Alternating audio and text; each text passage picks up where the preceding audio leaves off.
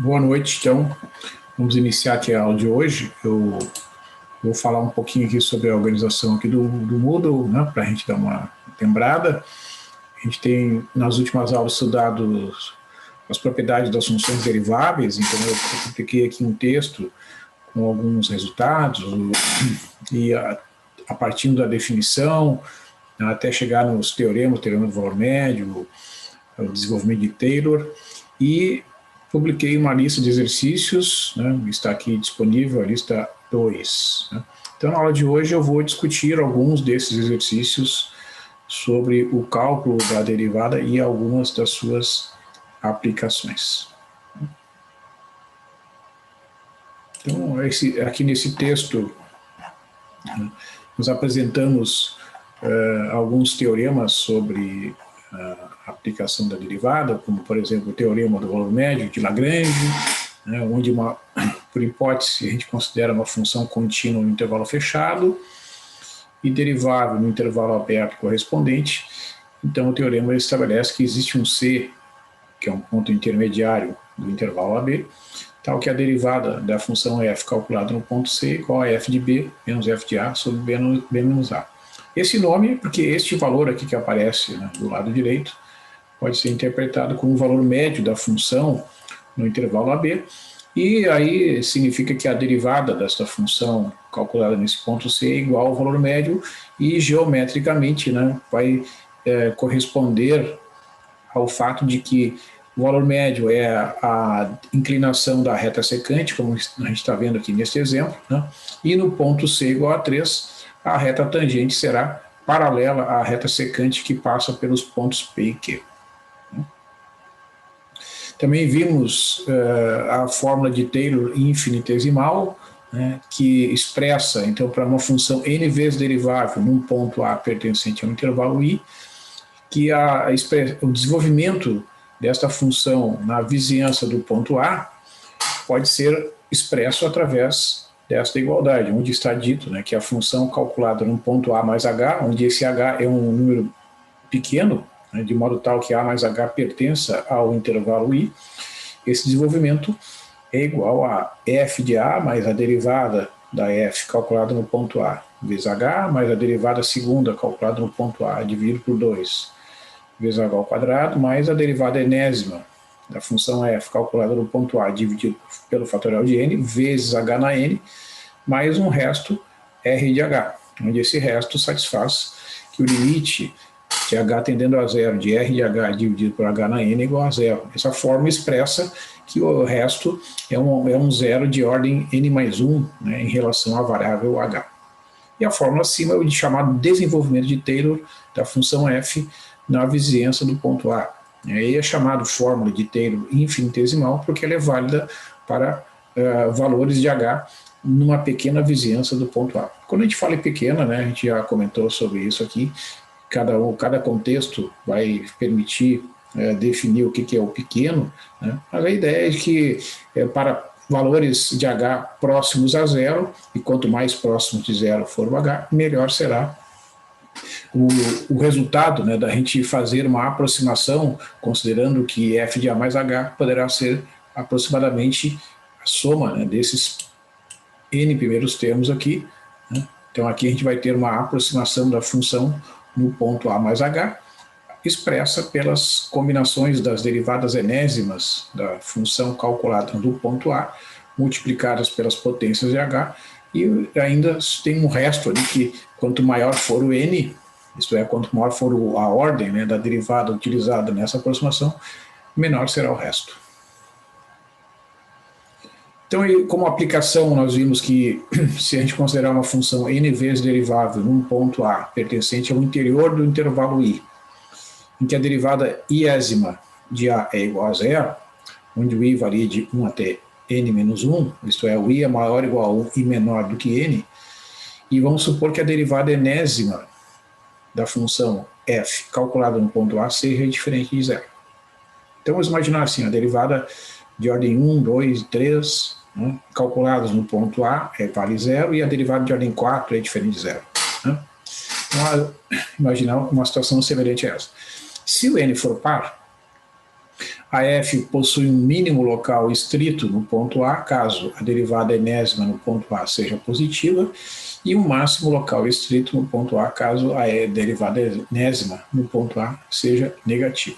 Se o n for ímpar, então o A não é nem ponto de máximo, nem ponto de mínimo local.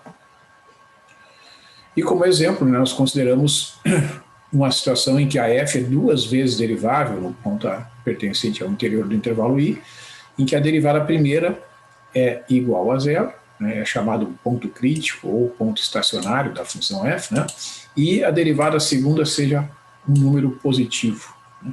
Então, aplicando essa fórmula de Taylor, a gente conclui que o ponto A é um ponto de mínimo local da função f. E isso pode ser demonstrado a partir desta igualdade. Observar que f de A mais H será f de A, mais a derivada da f calculada no ponto A vezes H, mais a derivada segunda de f calculada no ponto A, dividido por 2 vezes H ao quadrado, mais o resto de H, onde o resto satisfaz o limite, quando H tende a zero, de R de H sobre H ao quadrado igual a zero. Né? Usando a hipótese de que a derivada primeira vale zero, né, se eu substituir aqui, ó, esse termo vai desaparecer, né? Certo? Aí vai ficar f de A mais H aproximadamente igual a f de A mais a derivada segunda de A calculada em A dividido por 2 vezes H ao quadrado. E aqui, né, vejam que eu desprezei o resto, né, por isso que eu escrevi que os lados esquerdo e direito desta expressão são aproximadamente iguais, que é o símbolo destacado em tela. Né? O que isso quer dizer? Para valores de H próximos a zero, né, a aproximação da f calculada no ponto A mais H é uma aproximação bem feita, digamos assim, por este resultado aqui. Né? A f de A mais H é aproximadamente igual a f de A mais a derivada segunda calculada no ponto A dividido por 2 vezes H ao quadrado. Então, essa pequena diferença que existe entre essas duas quantidades está contida aqui no resto, né? Mas é uma diferença muito pequenininha, menor do que H ao quadrado. Então, a f se eu subtrair, né, f de A mais H menos f de A, o resultado será aproximadamente igual à derivada segunda, calculada no ponto A, dividido por 2 vezes H ao quadrado. Se a derivada segunda é positiva, como H ao quadrado é positivo, este termo aqui será positivo. Né? Então, f de A mais H menos f de A será maior que zero, ou seja, f de A será menor que f de A mais H, ou seja, o ponto f de A será um mínimo, né, porque para pontos suficientemente próximos, né, do ponto A, numa pequena vizinhança do ponto A, a imagem calculada no ponto A é menor do que as demais. Né? Então, esse é um resultado conhecido como teste da derivada segunda, né, que é bem estudado também nos cursos de cálculo, e de modo análogo, se a derivada segunda calculada no ponto A é negativa, então o ponto A é um ponto de máximo local. Deixa eu interromper aqui. Boa noite, Alexandre. Boa noite, professor. Tudo bom? Eu iniciei aqui, eu estou fazendo uma pequena revisão e eu vou discutir um pouco os exercícios daquela lista ali, tá? Que Sim. Eu propus lá na aula anterior. Então, antes de entrar diretamente, né, nos exercícios da lista, eu vou comentar aqui alguns teoremas, tá? Em seguida eu vou iniciar. Não sei se tem alguma pergunta. Não, por enquanto não. Tá, beleza, então eu vou continuar. Então nós vimos, né, que no caso da função x ao quadrado menos 4x, nós temos que a derivada primeira é 2x menos 4, né, e a derivada segunda vale 2. Né? Se a gente iguala a derivada primeira igual a zero, resulta que o x igual a 2. É fácil ver aqui que 2x menos 4 igual a zero tem como raiz o ponto x igual a 2. E a derivada segunda, calculada no ponto 2, é 2, que é um número positivo. Então, pelo teste da derivada segunda, a gente conclui que o ponto x igual a 2 é um ponto de mínimo local desta função, né, que é representado aqui, né, no gráfico chamado vértice da parábola. Né? A parábola, a gente imagina sempre a orientação aqui no sentido crescente, né, da variável independente, que no eixo x aqui, que é o eixo horizontal. Tá?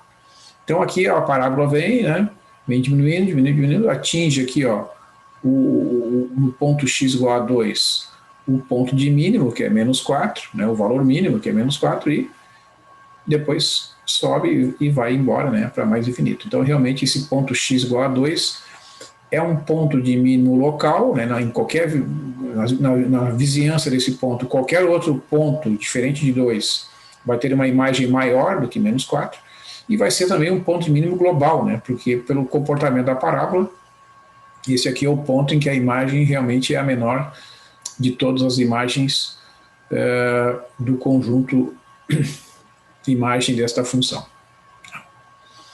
Então, assim, eu coloquei uma lista de exercícios aqui, eu acabei fazendo aqui a correção do enunciado do exercício 1, que pede, então estou mostrando aqui em tela, né, já corrigido, ó, calcular os pontos de mínimo e de máximo locais da função x mais 1 sobre x, e não x menos 1 sobre x como estava inicialmente escrito lá. Então é x mais 1 sobre x. Então a função é x mais 1 sobre x, né? A gente calculando a derivada, a gente vai obter, pelas regras de derivação, a derivada de x, que é 1, e a derivada de 1 sobre x, que é menos 1 sobre x ao quadrado. Somando as duas, dá 1 menos 1 sobre x ao quadrado. Né? Essa derivada aqui a gente até fez detalhadamente o cálculo em aulas anteriores. Né? Derivando novamente, né, pelas regras então conhecidas, a gente sabe que a derivada da constante é igual a zero, a derivada de menos 1 sobre x ao quadrado é 2 sobre x ao cubo, então menos 2 sobre x ao cubo é sinal de menos, o resultado é que a derivada segunda é 2 sobre x elevado ao cubo. Né? Isso pode ser visto através da expressão assim, né, 1 menos este 1 sobre x ao quadrado, a gente pode escrever como x elevado na menos 2, né? E se a gente então considerar que a regra da potência é válida também para números negativos, né? Aplicando a regra, a gente vai obter que a derivada da derivada, a derivada segunda, digamos assim, né? Vai dar 0, menos 2 vezes x a menos 3, né? Que a gente tem que subtrair aqui. E também pode ser feito, né, esse cálculo usando a definição. Né? Então, se a gente fizer a definição pelo limite, conforme a gente já fez em exemplos anteriores, a gente também vai chegar neste resultado aqui, que a derivada segunda é 2 dividido por x ao cubo. Então, para eu calcular, para eu determinar os pontos em que a derivada primeira é igual a zero, eu tenho que pegar essa expressão aqui que define a derivada primeira, né, e resolver. Né? Então, os pontos que eu vou chamar de pontos críticos, né, são aqueles pontos nos quais a derivada se anula.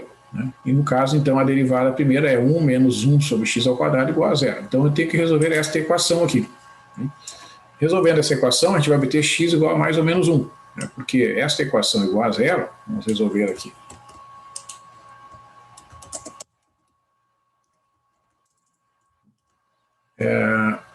Ela equivale à seguinte equação. Se eu somar 1 sobre x ao quadrado dos dois lados, eu vou obter esta igualdade aqui. Né? Certo? Se 1 menos 1 sobre x ao quadrado vale zero, é porque o 1 é igual a 1 sobre x ao quadrado. Então, multiplicando por x ao quadrado,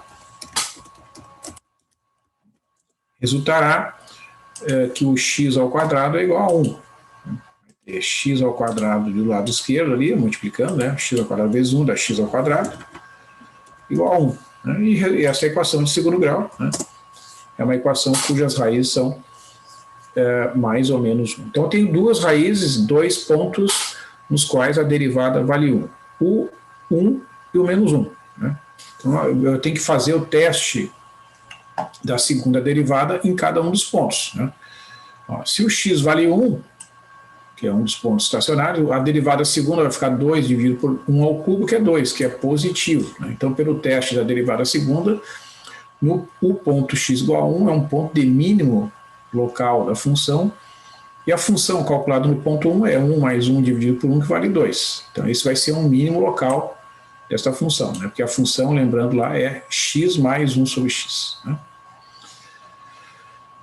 Por outro lado, se o x for menos 1, né, nós teremos que a derivada segunda será 2 dividido por menos 1 ao cubo, ou seja, 2 dividido por menos 1, que é menos 2, que é negativo. Então, a conclusão, pelo teste da derivada segunda, é que esse ponto aqui é um ponto de máximo local da função, e a função calculada no ponto menos 1, que é menos 1 mais 1 dividido por menos 1, menos 2, é o máximo local desta função. Tá? Então, esses são os pontos, né, que retratam essas propriedades locais desta função, e a gente consegue enxergar isso, né, aqui nesse software que a gente já usou, né, outras vezes, o nosso GeoGebra. Ó. O GeoGebra permite, né, que a gente visualize o gráfico dessa função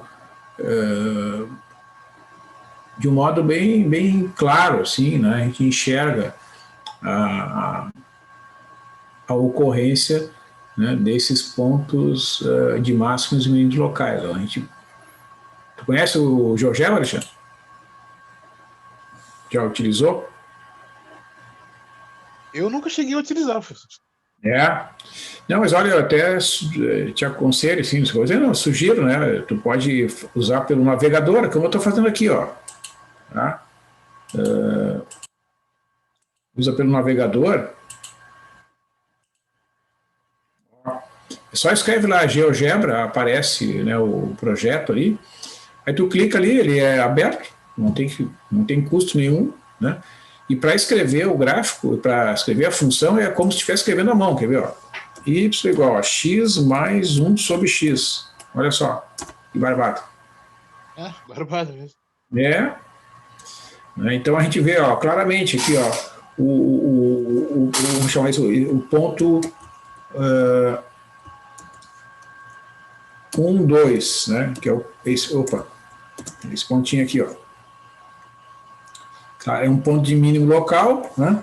E o ponto menos 1, menos 2, ó, que é um ponto de máximo local. Então a gente vê aqui nessa parte aqui do gráfico, né? A função vem diminuindo, atinge o mínimo local e começa a aumentar. Né? E aqui é o contrário, porque a gente tem que ler sempre da esquerda para a direita, né?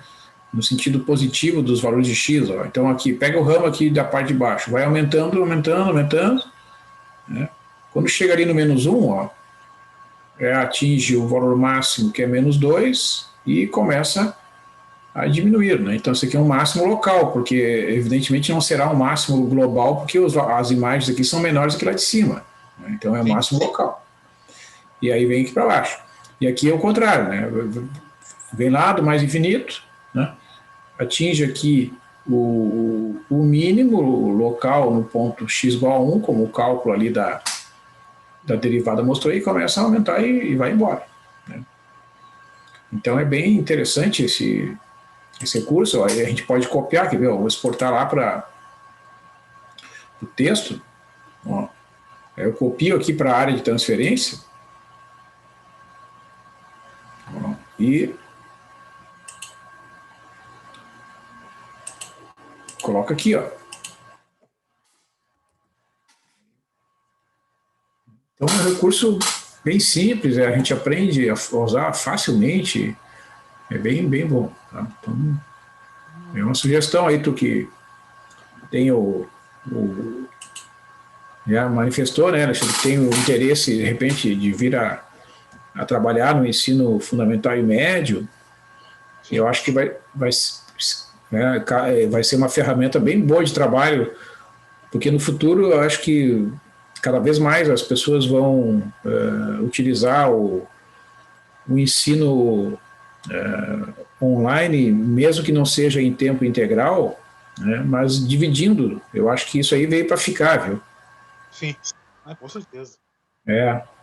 Então, acho que as escolas no futuro, e até escolas no interior, assim, porque tem escolas no interior que são muito bem equipadas, né, que tem cidades no interior que são, aqui no estado do Rio Grande do Sul, a gente tem cidades do interior que são ricas, né, têm muitos recursos e bem equipadas. Então, eu acho que essa é uma ferramenta que, para os professores, eu acho que veio para ficar. Então, recomendo que pode te ajudar muito aí nas tuas intenções aí de vir a trabalhar como professor em algum município aí da região metropolitana, né? Então, acho que pode ser interessante. Sim.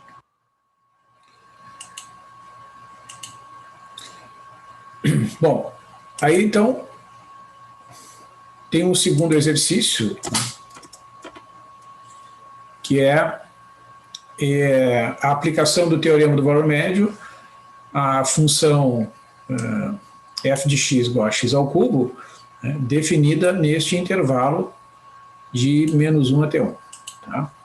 Então aqui eu vou passar para outra página esse gráfico, depois a gente olha ali. Né? Então,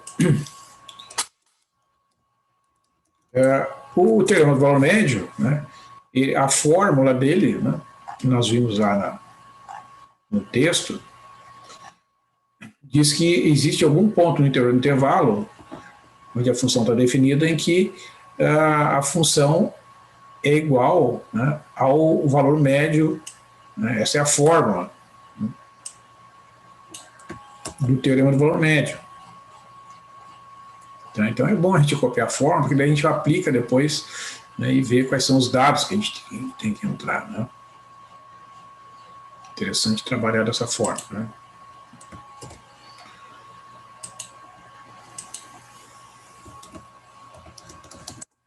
Bom, então assim, neste exemplo aqui, né, nós temos um intervalo onde a função está definida, que é dado no enunciado do exercício, do problema. Então nós temos, quais são os dados?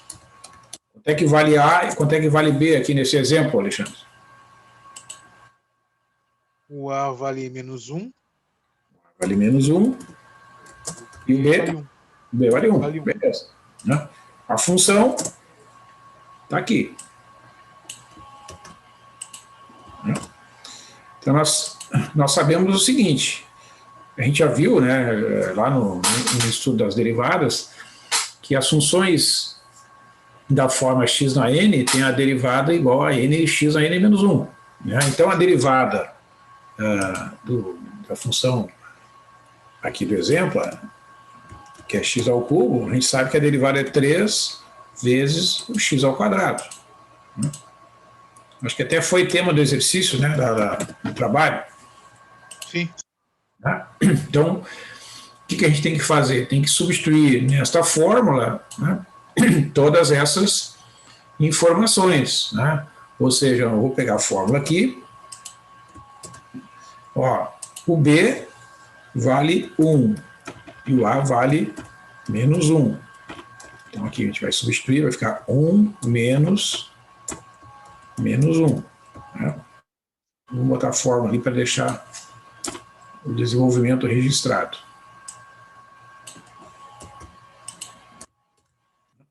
E aqui do lado esquerdo da fórmula, né, nós vamos aplicar a regra da derivada. A derivada é essa expressão aqui, né, só que em vez de ser calculada num ponto x qualquer, é calculado num ponto C. Então vai ficar 3c ao quadrado, né, que é a derivada calculada no ponto C, igual a f de 1 menos a f de -1, dividido por 1 menos -1. Né? Então a gente vai calcular aqui. Né? Vamos calcular essas quantidades todas, né, e vamos substituindo. Né? Vamos pegar aqui, ó. Por exemplo, quanto é que é f de 1? Né? É só pegar aqui. Bom, f de 1 vai dar 1 ao cubo, que é 1. F de 1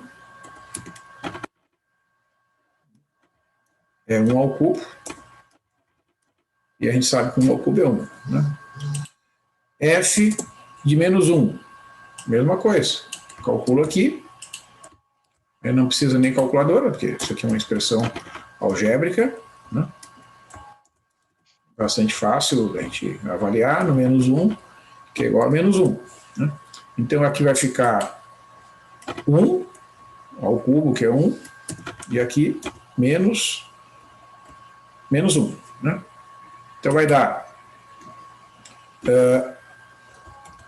1 mais 1, dividido por 1 mais 1. Que é 2 dividido por 2, que é 1. Né? Então, a gente tem que resolver essa equação bem simples aqui, né? 3c ao quadrado igual a 1. Né? Então, o c ao quadrado vai ser igual a 1 terço. Portanto, c vai ser mais ou menos a raiz de 1 terço. Então, c vai ser mais ou menos a raiz quadrada, né, dentro da raiz vai ter 1 terço aqui, e a raiz quadrada do quociente é o quociente das raízes, então vai ficar mais ou menos, né, porque a gente vai ter duas raízes, 1 sobre a raiz quadrada de 3. Sim. Pode deixar, eu não me incomodo com isso aqui, né? Não vejo problema. Vou botar aqui na forma de uma fração normal aqui.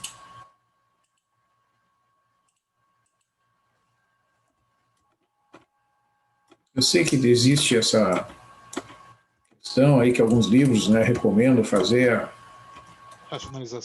racionalização, mas isso, matemática de ensino superior não tem a menor necessidade. Então, nós temos dois pontos, né? O C igual a 1 raiz sobre a raiz de 3 e C igual a menos 1 sobre a raiz de 3. Tá? Então, em matemática de ensino superior não existe essa necessidade, né?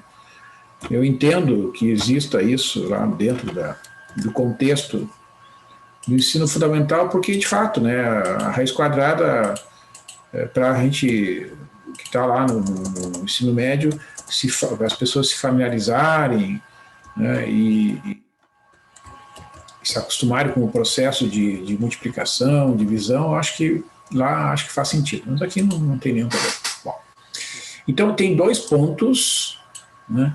Vejam que os dois pertencem ao intervalo de menos 1 até 1, ó, né? Porque isso é importante, às vezes pode ser que o ponto fique fora, tá? Então, né, a gente tem que verificar. Ó, se a gente calcula esses valores aqui, 1 sobre a raiz de 3, né, numa calculadora, isso é em torno de 0,577. Né? E esse aqui é menos 0,577. Então, vai dar em torno de menos 0,5 e o 0,5 que está aqui dentro. Os dois são pontos, né, do interior do intervalo aberto de menos 1 a 1. Né? E nesses pontos, então, né, a derivada vai ser igual a 1, que é o valor médio. Veja que o valor médio da função é 1. Né? E este valor médio corresponde, então, àquele gráfico que eu mostrei aqui. Ó, né? Eu já tinha feito o gráfico aqui para ser mais rápido aqui o processo. Né? Eu peguei esse gráfico lá do site da Wolfram, né? Porque ele é mais fácil de lidar com ele aqui. E talvez seja possível fazer no GeoGebra também, inserir essas linhas pontilhadas. Né? Então, eu inseri essa linha pontilhada aqui, ó, no menos 1 sobre a raiz de 3 e aqui no 1 sobre a raiz de 3. Ó. E aqui a reta secante, né, que une as extremidades da curva, né, no ponto menos 1, e no ponto 1, 1. Né? Aí peguei a reta secante, né, a inclinação dessa reta é 1, que é esse valor aqui, ó. Essa aqui é a inclinação da reta secante, né, que corresponde ao valor médio da função, que vale 1 no intervalo. E nesses dois pontos, né, aqui a reta tangente, aqui a curva, ó, é paralela à secante, e aqui também. Né? Então essa é a representação ali, né? Vou botar assim, gráfica do teorema do valor médio, né? Nos pontos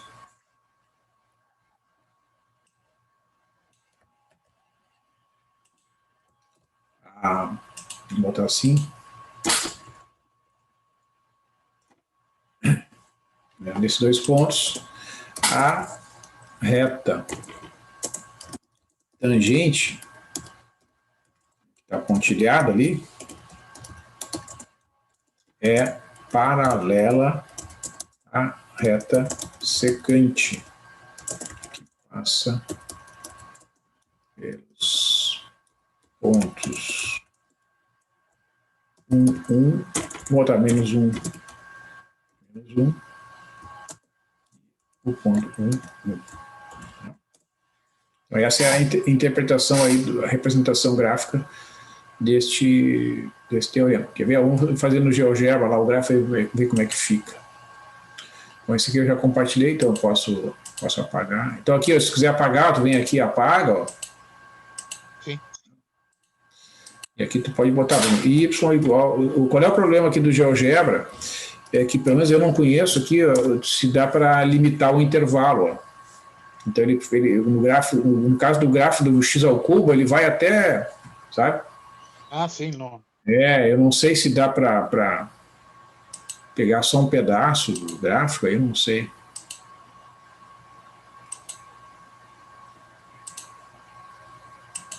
Né? Porque só interessa esse pedaço aqui, né? Sim. Então, aí eu realmente não saberia. Mas aí o que acontece? Tu pode botar um segmento, né, que une esses dois pontos. Tá? Aí tu teria que pegar o ponto, sei lá, o C, que é 1 sobre raiz de 3, né? Que é um dos pontos ali. Aí tu pega o YC, que é o C elevado ao cubo.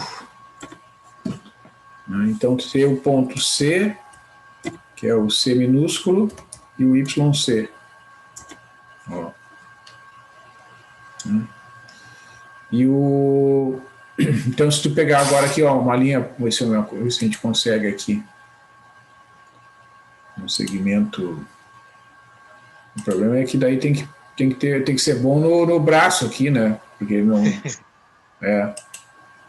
Ó. Não tem como ampliar daí eu. Sim, dá para ampliar. Esse aqui a gente tem uma opção aqui, ó, a gente pode fazer pontilhado aquele segmento ali, quer ver? Ó. Eu sei que existe uma possibilidade de fazer isso. Configurações. Estilo aqui, eu acho que é estilo. Não, básico. Eu sei que tinha uma possibilidade de fazer pontilhado. Será que não tem aqui no GeoGebra?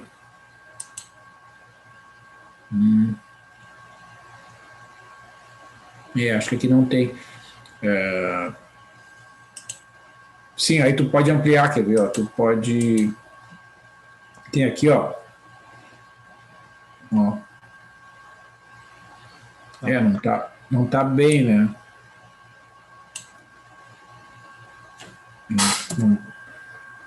Não tá bem. Talvez dê para arrastar aí, não sei. Tá mexendo no ponto C ali. Por isso que eu não usei aqui. Talvez a solução seja...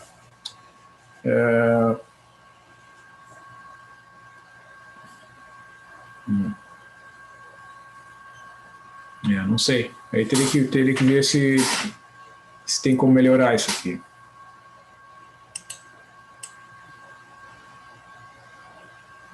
Agora virou uma cacaca aqui, eu vou tirar isso aqui.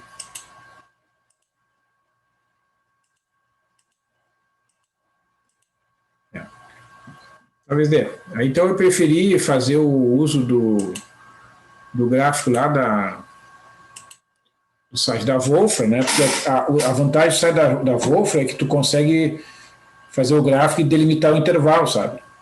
Sim. Então aí ficou melhor de representar.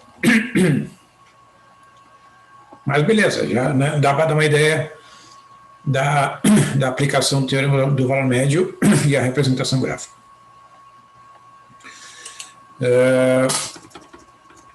Então, na questão 3, né, da lista aqui,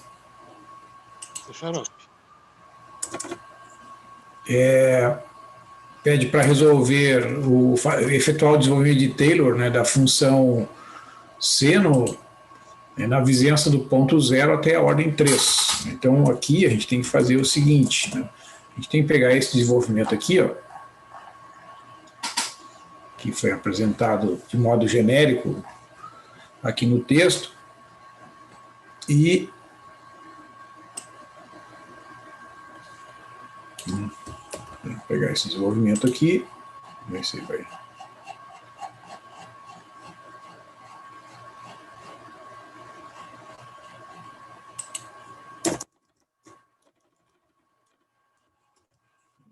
E desenvolver até a derivada de ordem 3, que é o que pede ali. Então, a gente vai ter que acrescentar aqui, né, a derivada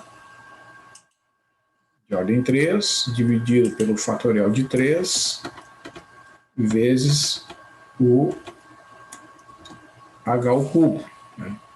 Então, desconsiderando o resto, né, significa que aqui eu posso substituir por aproximadamente igual. Né? Então, nós temos... Quanto é que vale o A aqui, neste exemplo? Aqui, 0. Tá aqui. O N vale 3. Né? Tem que calcular até a derivada de ordem 3. Né? E a função é seno. Então, a função é seno de x. Né? A derivada primeira do seno, a gente sabe que é cosseno, né? A derivada do seno é cosseno.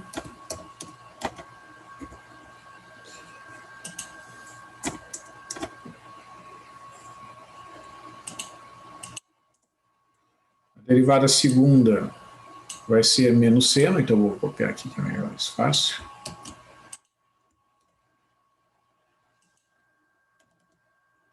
É menos seno.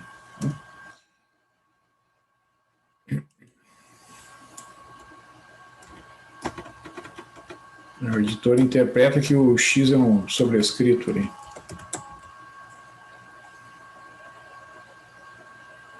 Deu um pequeno tilt aqui, aguardemos.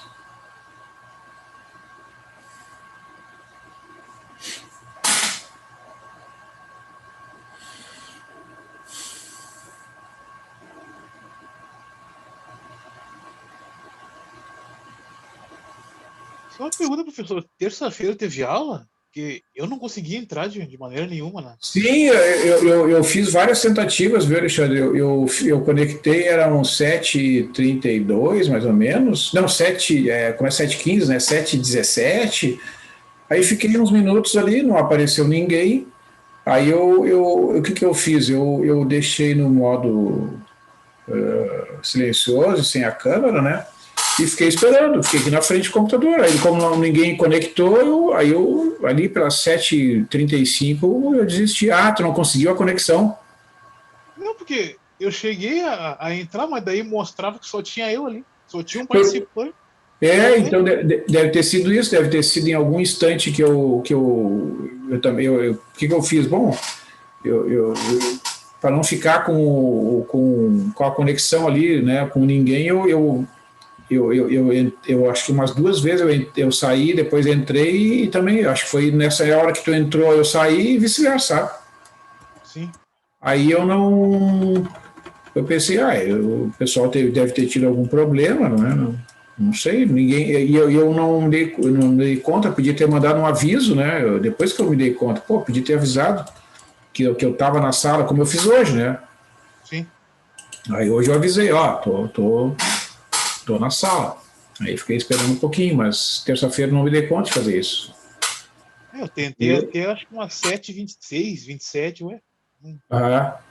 Eu pensei, eu olhei também no e-mail, não tinha nada, não é? Da próxima vez eu vou, quando acontecer esse tipo de coisa, eu vou mandar um aviso, tô na sala.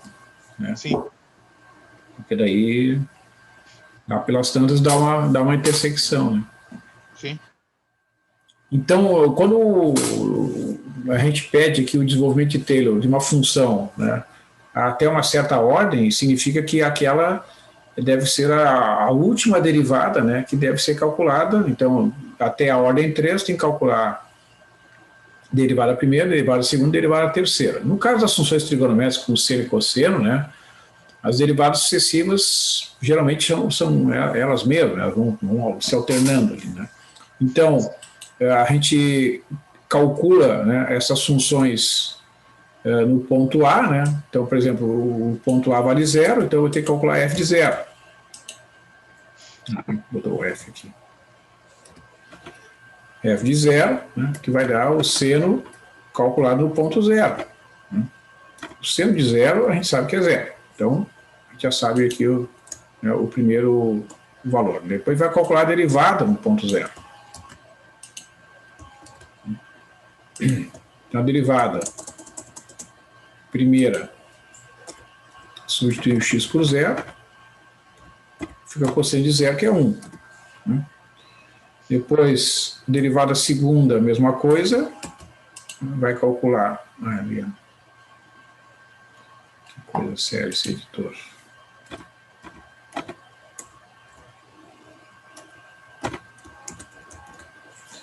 Derivada segunda, calculada no 0. Vai ficar menos seno de 0. Também vale 0. Né? E, finalmente, a derivada de ordem 3, calculada no ponto 0. A menos o cosseno de 0, que é menos 1. Então, com isso, a gente tem todos os coeficientes, né, que a gente vai utilizar naquele desenvolvimento. Né? Então, a gente vai pegar aqui, ó, e vai substituir. Bom, primeiro a gente vai substituir o A por 0. Né? Aqui vai ficar 0. Vai ficar a derivada calculada no 0. O H ficou substituído por H. Então, o H, por enquanto, é desconhecido. Né? Derivada calculada, terceira calculada no 0. Né? Ou seja, né, agora substituindo nessa expressão aqui, 0 mais H é H. Né? F de 0, a gente viu ali que é 0. Né? Derivada no 0 é 1. Né? Vamos deixar assim por enquanto. Derivada segunda no 0 é 0. Né? Vamos deixar assim por enquanto. E aqui a derivada terceira é menos 1. Opa. Então, ó, eu sei que a F de H, mas quanto é que a F é seno? Né? Então, isso aqui eu posso substituir por seno de H. Ou seja, eu vou concluir que o seno calculado no H é simplesmente o H, né? Esse termo aqui desaparece, porque é 0, vezes H ao quadrado dá 0. Né? E aqui vai ficar menos, esse menos aqui eu deixo ali, né? E aqui eu posso passar esse H ao cubo, né, ali para o numerador, vai ficar mais bonito. Ó. Então, essa expressão, ela, né, é uma representação, né, do seno, né, que me diz, ó, se o H for um número na vizinhança do ponto 0, o seno de H é aproximadamente igual a H menos H ao cubo dividido pelo fatorial de 3. Né? Então, ó, se eu pegar um valor de H muito próximo a 0, eu vou verificar que, usando essa fórmula, o resultado do seno é muito bem calculado. Né? A gente pode aproximar o valor do H, aproximar o valor do seno de H, usando essa fórmula aqui, quer ver? Ó? Vamos imaginar, dá um chute aí, Alexandre, por favor, de um valor de H aí, bem próximo a 0. Próximo a 0, vamos ver. 0,008? Acho que é bem próximo, né? Sim. 0,008. É. 2 zeros após a vírgula. Isso mesmo. Tá. Beleza. Então, olha só. Se eu fizer aqui, né, o cálculo, vamos ver quanto é que vai dar aqui. Seno de 0,008. Vai ficar aqui no lugar do H. E aqui. Vou pegar uma calculadora aqui.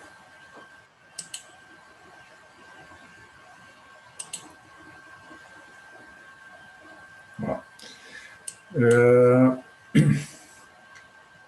Vamos calcular esse segundo termo aqui, né? 0,008. Eleva ao cubo, aqui na tecla do x ao cubo, divide por 6, né? Porque o fatorial de 3 é 6. Ó. Bota na troca o sinal e bota na memória. Aí soma com 0,008. 0,008. Bota lá na... Ó, vê quanto é que deu lá. Ó, então o seno... Vamos botar aqui na mesma página aqui.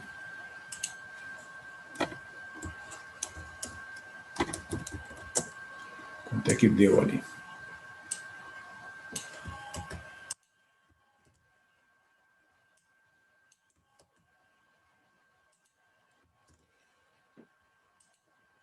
Zero vírgula 0,00799. São 3 noves aqui. 1, 2, 3, 4. Ó. Né? Vamos pegar na calculadora aqui, ó. Se na calculadora, para a gente fazer a comparação, né? A gente tem que botar no modo radiano. Ó, aí entra lá, 0,008. Né? Então, 8 milésimos. Aí aperta no seno ali. Olha só. Né? Praticamente o mesmo valor que a gente encontrou ali. Né? E claro, se tu pegar, né, um valor muito elevado, né, então esse aqui é uma excelente aproximação. Né? Por outro lado, vamos pegar um número maior aí, deixa eu dar um chute aí, um número que tu acha que não vai dar certo, a aproximação. Um valor para H aí. Próximo de zero ainda? Não, aí imagina um valor de H que tu considere que seja afastado de zero e que não vai dar uma boa aproximação essa fórmula aqui. Não, deixa eu ver.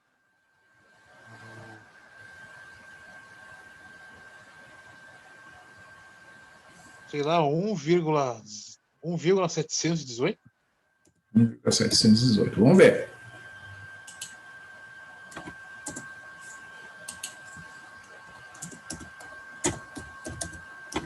Se pegar esse valor aí, vamos ver o que vai acontecer.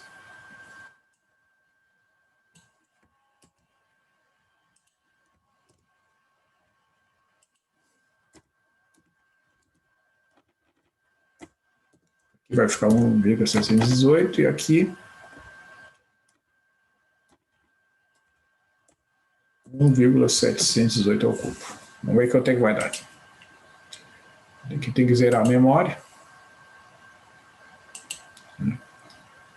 1,718. Eleva ao cubo, divide por 6, que é o fatorial de 3. Tá, troca o sinal, soma com 1,718. Então, por esse cálculo aí, dá 0,8728. 0,8728. O que tem ali? 0,87288. Vamos botar aqui, 5 casos. Né? Vamos ver quanto é que é o seno de 1,7. Então, isso aqui é o cálculo pela fórmula, né, do Taylor. Agora vamos botar aqui, ó, 1,718. Né? Vamos calcular o seno. Ó, na verdade, é 0,98. Né?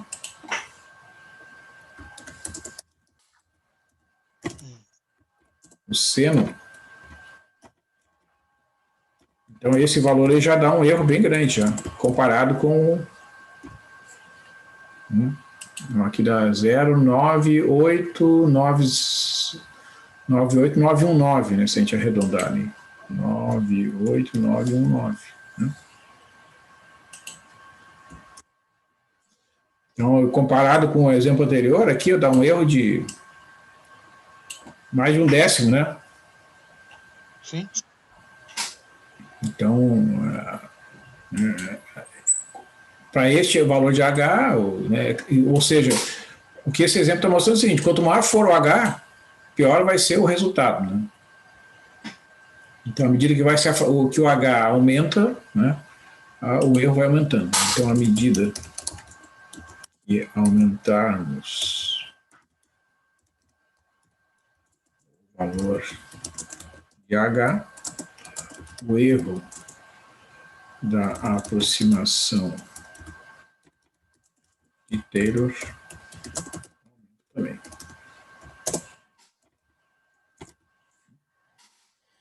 Então, essa é uma aplicação interessante aí, né, do polino de Taylor. Né? Então, quando diz, né, que a aproximação é uma aproximação local, né, é nesse sentido, né, que o erro é bem pequeno para valores de H próximos de zero. Né?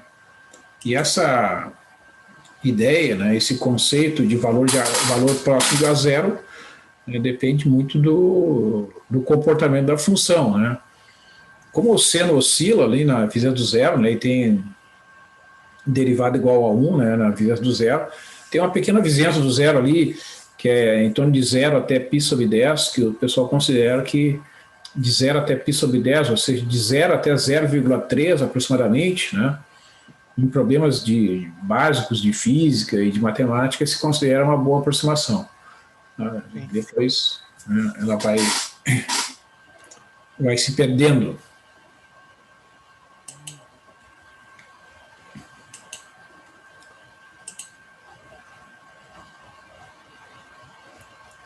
E aqui, né, na questão 4, a ideia é semelhante aqui, Alexandre. Né? Tem que pegar esta função aqui, que é a função logaritmo, né?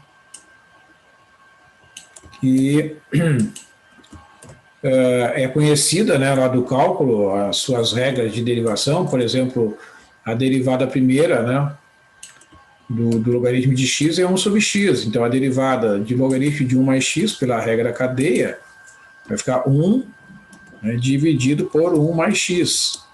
Sim. Né?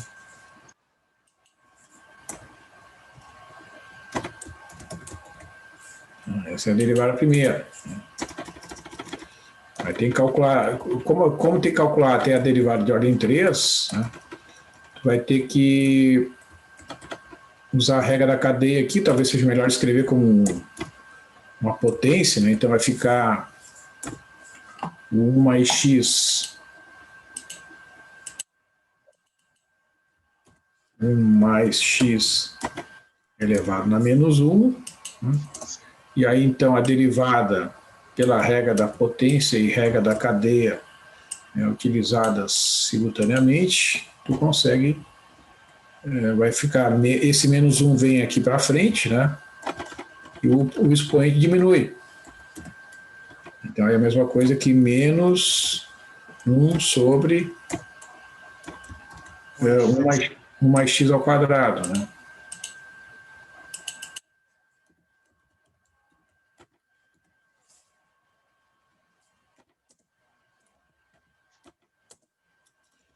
Às vezes não sei por que ele não bota o símbolo da divisão. Vou botar a divisão usual aqui.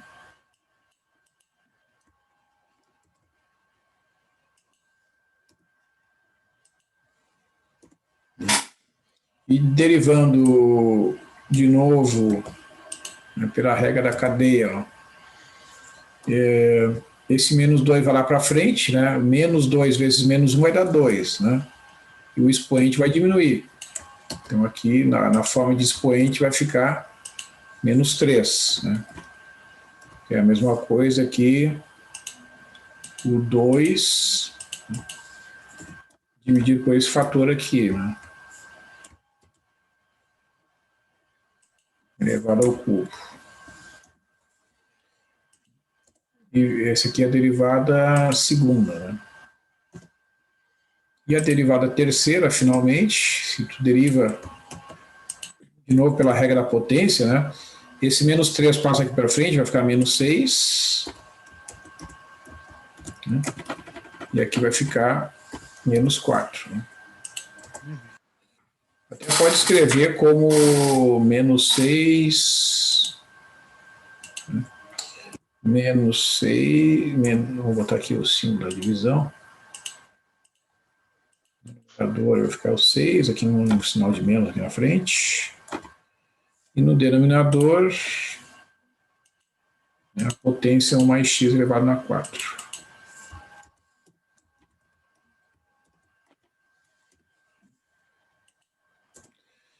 Essa aqui é a derivada terceira. Bom, aí tem que calcular todas essas derivadas no ponto zero, né? Inclusive a função, né? A função no ponto zero, vou calcular aqui embaixo, vai dar logaritmo de 1 mais 0, né? ln de 1, que vale 0. Né? Derivada no ponto zero, a gente pode ver isso aí até aqui, né? Derivada no ponto zero é 1 sobre 1 mais 0, que vai dar 1. Opa, aqui faltou dizer que é no zero. Derivada segunda no ponto zero. Vai ficar substituindo aqui por zero. É a mesma coisa que 1 vezes 2, né? Que é 2. Não é menos 1 lá em cima, professor? A derivada. Não, tem na derivada segunda, né? Isso. Tem o menos 1 na frente. Faltou. Não, peraí. Embaixo. Essa aqui é a derivada segunda, né? Acho que eu fiz confusão aqui, ó. Aqui já é a derivada segunda. E aqui já é a derivada terceira, então você vai ter que derivar de novo. Estava achando estranho. Então isso aqui não tem. Então vamos conferir. A derivada primeira é 1 mais x na menos 1. Derivada segunda é esse menos 1 aí para frente, 1 mais x na menos 2. Isso aqui, né? Termina aqui a derivada segunda. Derivada terceira, esse menos 2 passa aqui para frente, fica 2. Tá, então tá essa. Então tá certo. Então a função é 0, a derivada primeira é 1, e a derivada segunda vai dar menos 2, né? Não, a derivada segunda vai dar menos 1. Eu tenho menos 1 aqui na frente. E aqui é menos 2. Então é menos 1. E a derivada terceira que vai dar 2. Derivada terceira. Aqui vai ficar 2 vezes 1 mais 0, que é igual a 2.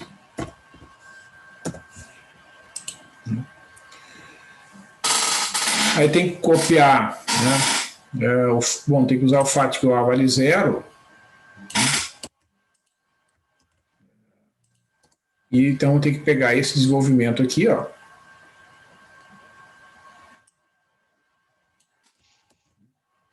Fazer as substituições dessas quantidades todas, né? Vai ter aqui 0,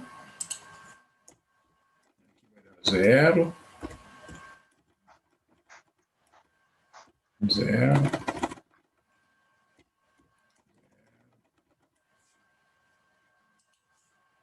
0, né? Então vai ficar do lado esquerdo aqui vai ficar simplesmente f de h, f de 0, quanto é que deu? Dá o 0, né? 0, 1, menos 1 e 2. 0, 1, menos 1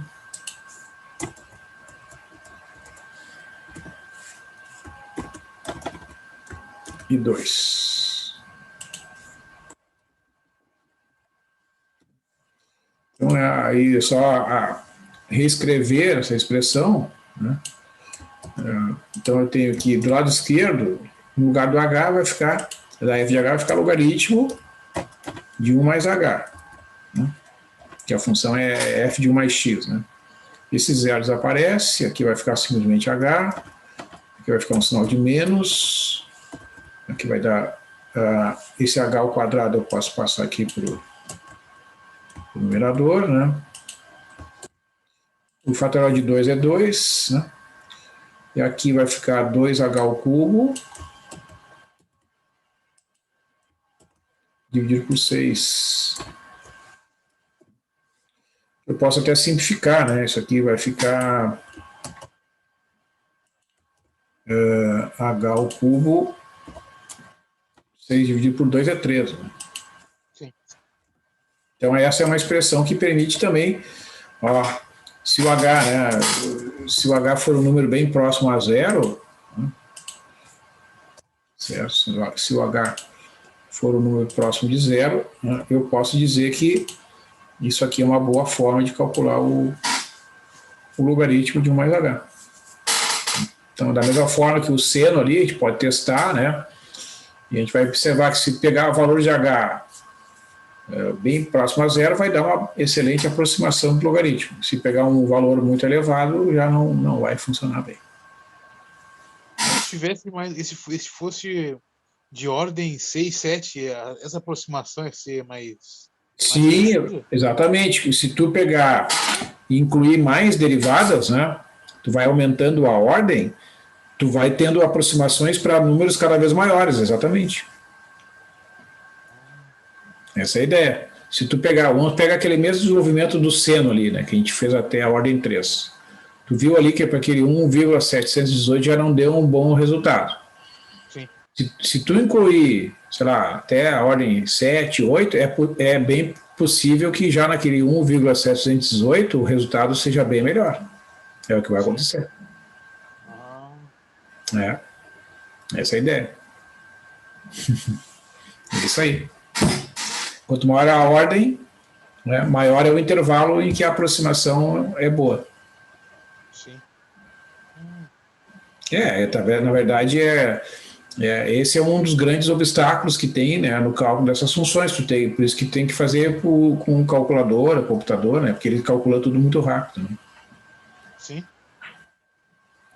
E é uma mão também fazer essas derivadas, né, até ordem 7. Claro, calcular derivadas de ordem sucessiva para certas funções é bem trabalhoso mesmo. O seno e cosseno é fácil, o e na x, o próprio logaritmo, mas quando é uma função, sei lá, tangente, por exemplo, tem derivadas bem difíceis. Sim. A partir de uma certa ordem. Mas então tá, Alexandre, valeu aí a participação. Eu vou encaminhar aqui o encerramento, né? Sim. E continuamos terça-feira, então, o estudo dessas propriedades aí das funções deriváveis, esses teoremas, né? Acho que eu estou pensando até em função dessas tuas perguntas, acho que na terça eu vou pegar e explorar essas aproximações, né? Aumentando a ordem para ver qual é o efeito que produz se a gente aumentar a ordem. Vamos pegar aquele ponto de partida aí, o seno e o logaritmo, que a gente já fez ali até a ordem 3. Sim. Vamos incluir mais derivadas e vamos ver o que vai acontecer daí. Acho que é uma boa. É bom mesmo saber, né? Boa base. Então tá. Uma boa noite, então, até terça-feira. Até terça, então, professor. Boa noite.